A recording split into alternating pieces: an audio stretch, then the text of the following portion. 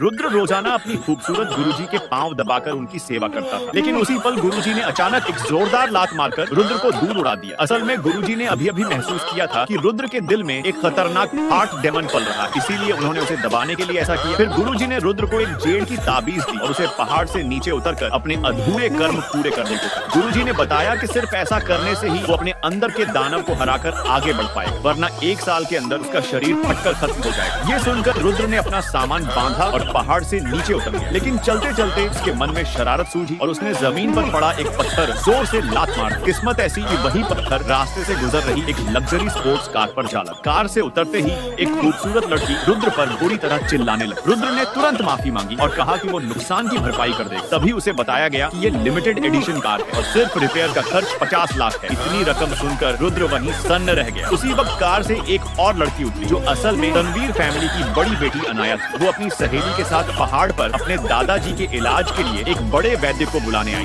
दरअसल एक बदमाश अमीर लड़के ने अनाया से जबरन शादी करवाने के लिए उसके दादाजी को एक दुर्लभ जहरीला जहर दे दिया था। सारी बात जानने के बाद रुद्र ने कहा कि वो दादाजी की जान बचा सकता है और यही कार के नुकसान की भरपाई होगी। इस तरह रुद्र अनाया के साथ उसके घर पहुंचा, लेकिन जैसे ही वो अंदर आए दादाजी को झर देने वाला वही बदमाश अपने आदमियों के साथ वहाँ आ धमका। उसने रुद्र को धमकाते हुए कहा कि अगर वो ये बता दे कि बूढ़े आदमी को असल में हुआ क्या है तो वो वहीं जमीन पर घुटनों के बल गिरकर 3 बार सिर झुका देगा। रुद्र मुस्कुराया और बोला, बस एक कीड़ा है, इसमें इतना घमंड किस बात का। ये सुनते ही बदमाश का चेहरा उड़ गया। घर वालों को समझ आ गया कि रुद्र ने सही बीमारी पकड़ ली और सब उसे इलाज की गुहार लगाने लगे, लेकिन बदमाश फिर भी बेशर्मी से हंगामा करता रहा। रुद्र ने शांति से कहा कि इस तरह के कीड़े बिना माँ कीड़े के कोई नहीं निकाल सकता। ये सुनकर अनाया का चेहरा उतर गया, लेकिन अगले ही पल रुद्र ने कहा, पर मैं एक अपवाद हूँ। बदमाश ने इसे सिर्फ डींग समझा। अनाया को अब पूरी उम्मीद रुद्र पर आ गई और उसने कहा कि अगर दादाजी बच गए तो वो तनवीर परिवार की आधी दौलत देने को तैयार है। रुद्र ने मना कर दिया और कहा कि उसे दौलत नहीं चाहिए, बस अनाया अपनी पहनी हुई स्टॉकिंग्स दे दे। ये सुनते ही सब लोग उसे घटिया